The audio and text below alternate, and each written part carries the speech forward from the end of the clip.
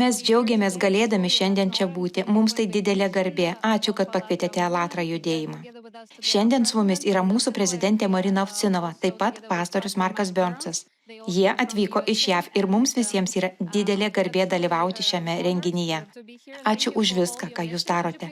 Papasakokite, prašau, apie pasaulio pokyčių lyderių viršūnių susitikimą, nes jūs švenčiate jo 10-asias metines ir apie kelią, kurį jau nuėjote. Labai džiaugiuosi galėdamas jūs pasveikinti.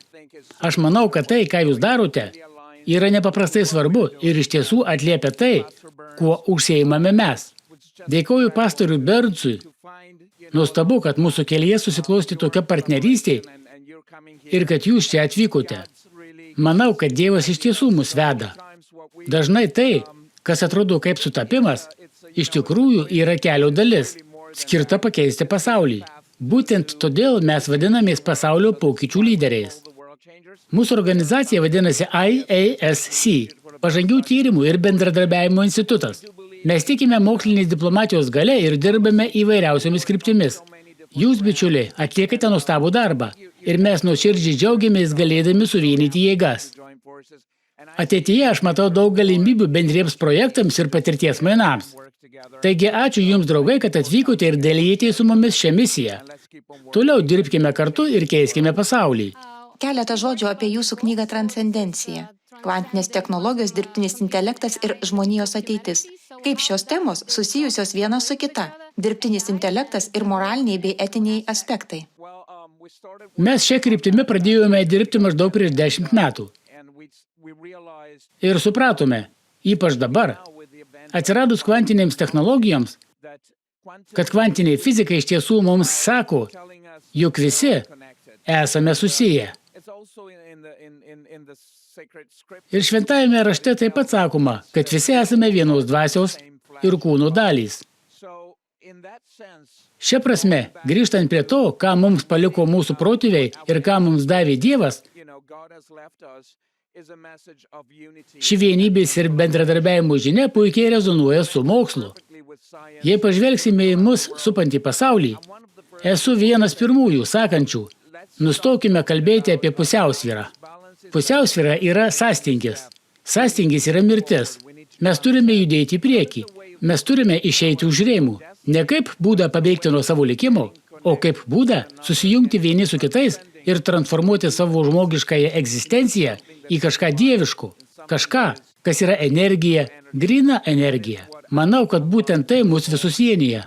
Ačiū, kad pasidalinote šią informaciją. Pasaulio pokyčių lyderių viršūnių susitikimas vyksta Vatikane.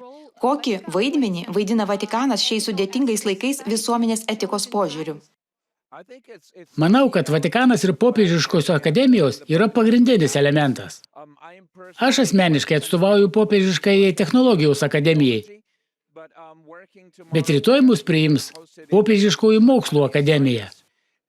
Ir aš manau, kad etikos, technologijų, mokslo ir tyrimų derinys, bei jų buvimas tokioje šventoje vietoje kaip Vatikanas, yra išties milžiniškas privalumas. Tai tarsi 1+1 lygų ne 2, o 11. Taip aš suprantu meno, muzikos, mokslo, technologijos ir etikos sąjungą. Ir tai suteikia milžinišką energiją ir jėgą. Aš girdėjau pastorių Burnsą kalbant apie Ukrainos atkūrimo viršūnių susitikimą Vašingtone. Ir mane išties įkvėpė toji energija. Mes dalijamės tą pačią energiją su jūsų organizacija. Manau, kad nuostabu susivienyti dėl bendro tikslo. Mums nepaprastai pasisekė galėti dalytis idėjomis ir dalyvauti tokiuose nuostabiuose renginiuose sakant, žiūrėkite, mes kartu. Štai jūs ir tūkstančiai žmonių yra su mumis. Mes transliavome tai tiesiogiai. Ir kiek pamenu, žiūrėjau apie 70 000 žmonių. Tai unikali proga atvirai pabendrauti ir pabūti kartu. Jūs taip pat kalbėsite tarp religinėje konferencijoje, kurią inicijavo pastorius Markas Burnsas. Kokį vaidmenį ir reikšmę jums atlieka dvasinė diplomatija? Dvasinė diplomatija yra esminė. Po 3 dienų išvyksiu kalbėti pasaulio ekonomikos forume Saudo Arabijoje, skirtame 4. pramonės revoliucijai. Manau, kad mūsų pareiga dalytis idėjomis ir būti pavyzdžiu. Lygiai taip, kaip bažnyčia yra pavyzdys mums, nes Dievas mums suteikia šią galimybę ir šį pašaukimą. Mes turime sunkiai dirbti kiekvieną dieną, pripildydami savo tikėjimą ir gyvenimą prasmės, nes taip ir turėtų būti. Ir tai nuostabi proga. Su nekantrumu laukiu dalyvavimo renginyje Kapitolijaus kalvoje Vašingtone ir galimybės pasidalyti savo patirtimi su daugybė nuostabių žmonių. Manau, kad tai taip pat mūsų bendro darbo ir pastangų pavyzdys. Taigi, tai tikrai nuostabi proga. Labai ačiū. Su nekantrumu laukiu šios kelionės.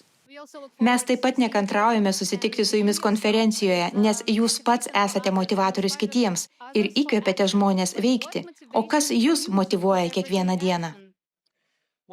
Mano motyvacija labai paprasta. Man patinka dalintis ir aš matau, kad turime tokią galimybę.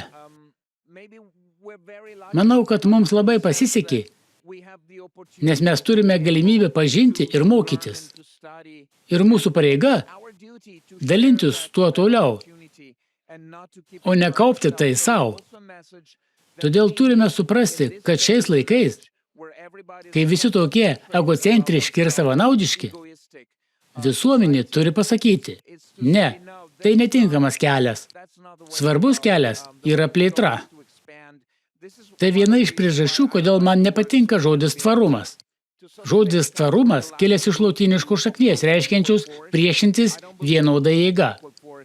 Aš netikiu pasipriešinimu vienoda jėga. Tikiu klestėjimu ir didesnės jėgos taikymu. Jėzus Kristus yra meilė ir dalyjimasis. Nuostabi dovana visai žmonijai. Taigi mes judame toliau. Judame į priekį su šia žinia. Ir žinote, tai keičia pasaulį. Labai ačiū. Norėčiau tarti keletą žodžių apie judėjimą Alatra. Alatra savanoriai yra žmonės iš viso pasaulio, atstovaujantis įvairioms religijoms, kultūroms ir profesijoms. Jie aktyviai dalyvauja pilietinėje visuomenėje ir mokslo bendruomenėje. Siekia didinti informuotumą apie humanistinės ir universales vertybės, aplinkosaugos problemas ir žmogaus teisės. Man labai malonu turėti galimybę šiandien su jumis pabendrauti. Kokią žinią jūs norėtumėte perduoti Alatra dalyviams ir ko jiems palinkėtumėte? Aš norėčiau pasakyti štai ką. Dažnai susitinku su skirtingų religijų atstovais, įskaitant musulmonus. Ir šiandien mums pasisekė pasikalbėti su draugais iš Izraelio. Mano žinia tokia. Mokslas nepaiso sienų. Deja, politika ne visada atspindi žmonių interesus. Todėl mes turime bendradarbiauti kaip mokslininkai, kaip broliai ir seserys, nepriklausomai nuo to, iš kur esame kilę, kokios odos spalvos ar kokį tikėjimą išpažįstame. Mes turime pakilti virš viso to ir susivienyti. Labai ačiū. Buvo labai malonu su jumis pabendrauti ir ypač dėkoju už jūsų šiandienos pristatymą. Man tai didelė garbė. Aš laukiu, kada vėl susitiksime, kad sustiprintume mūsų ryšius ir galbūt kitą kartą surengsime bendrą renginį. Taip galėsime kartu augti ir stiprėti. Labai ačiū. Linkiu jums nuostabaus vakaro. Didelis ačiū.